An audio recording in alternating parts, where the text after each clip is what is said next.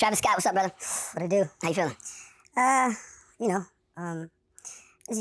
I've been on about like different type of like emotions, you know, emotional roller coaster. I mean, it gets so hard because, you know, I always felt like connected with my fans. And, you know, I went through something, you know, and I feel like fans went through something and people's parents went through something. And it's, you know, it really, you know, it hurts the community, it hurts a city. And it's just been a lot of thoughts, you know, a lot of feelings, a lot of grieving, and just, you know, trying to wrap my head around it, you know. I really wanted to be there. And just, you know, wish you could just kind of like hold everyone, you know, kind of just heal them, talk to them, have conversations. You know, it just, you know, it really just hurts, man. Well, what's your intention with this conversation? Like what do you hope to get out of this, or what do you hope to get out? I don't personally have an intention. I just feel like something happened, and I feel like it's just, I need just a way to kind of like communicate, you know. One, you know, the families are grieving, you know, it's fans that experienced something, it's fans that came to a show. You know, and I feel like I just have like I've always been that person to always see things through with the people that shared experiences with me. And, you know, it just, things happen, and, you know, I just kind of, you know, it's been such a time, and I've just been trying to just really figure things out, you know. And I know I'm sure you're experiencing remorse, but was there any hesitation to have this conversation because of the litigation you may be facing? Well, I mean, yeah, of course you got people that's just like, oh, what? Like, you know, but it's not about that. You know, it's, you know, you're an artist, you whoever people think you are, but at the end of the day, you're a human being, you know. You have emotions. You want to communicate them emotions, you know, and trying to find the best way to communicate, you know. How you just feeling, you know.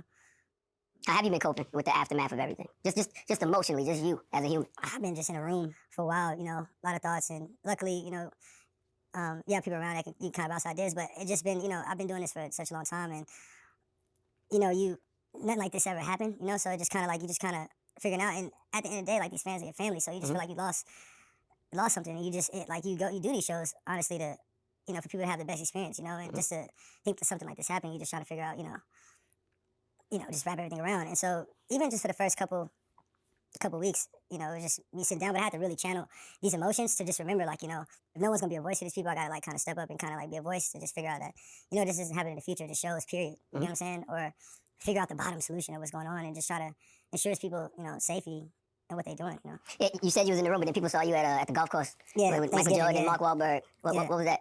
It was just Thanksgiving. You know, and they were there. You know, just good people to have around in the community. And, you know, that was just more like a personal time, just trying to get around. I think like some fan came and asked for a photo. But yeah. Now, let's talk about that night, man. When did you find out things got as bad as they did? Now, that's the question everybody wants to know. Yeah, it wasn't really until like minutes until like the press conference until I figured out exactly what happened. You know, even after the show, you know, you just kind of hearing things, but you don't know. I didn't know the exact details until, you know, minutes before the press conference. And even at that moment, you kind of just like, wait, you know, what? Like, you know, you just went through something and it's just like, wait, what? You know. So you didn't know people that actually passed away and stuff? Nah. Wow. Until minutes before, you know, which is, yeah, you know, and the thing is, like, you know, people pass out, you know, people, you know, things happen at concerts, but something like that, it's just like. Yeah, people said they collectively heard folks screaming help every time you stopped the song to get your attention. Did you hear any of those screams? Nah, man. And, you know, it's so crazy because I'm that artist too. Like, you know, anytime you can hear something like that, you want to stop the show. You want to make sure, you know, fans get the proper attention they need, you know.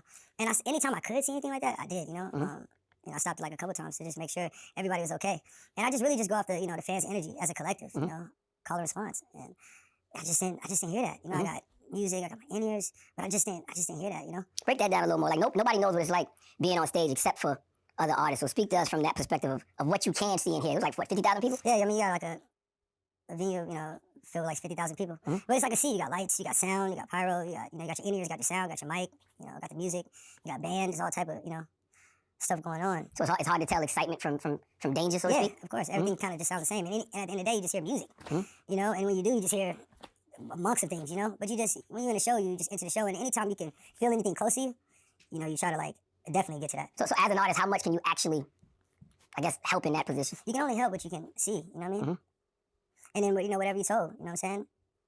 Whenever somebody tell you to stop, you just stop. But just wasn't it. It wasn't that night, huh? You know, raging has been a part of the culture, you know, of your shows. You know, you didn't on this night, but in the past, you've encouraged, I guess, the kind of energy that could have led to something like this happening. Do you think that contributed to the energy of this night? Yeah, nah, I think, you know, it's something I've been working on, you know, for a while, of just creating these experiences and trying to show like the experiences happening in a safe environment. You know, us as artists, we trust, you know, professionals to make sure that, you know, things happen and people leave, you know, safely. You know what I'm saying? And this night was just like a regular show. You know, it felt like to me. As far as like, you know, the energy, people, it didn't feel like it was like, you know, people didn't show up there to just be harmful. People just, I think, showed up to have a good time, and it's, you know, something unfortunate happened. And I think we really just got to figure out, you know, what that was, you know? Does raging make it harder to identify when something is going wrong in the crowd? Well, I think, you know, raging is just a, you know, they have a textbook, you know, definition, but, you know, in concerts, we've grown it to be just an experience of having fun. It's not about just, oh, harm. It's not about that. It's about just letting go and having fun. Let's go, let's go. Yeah, yeah.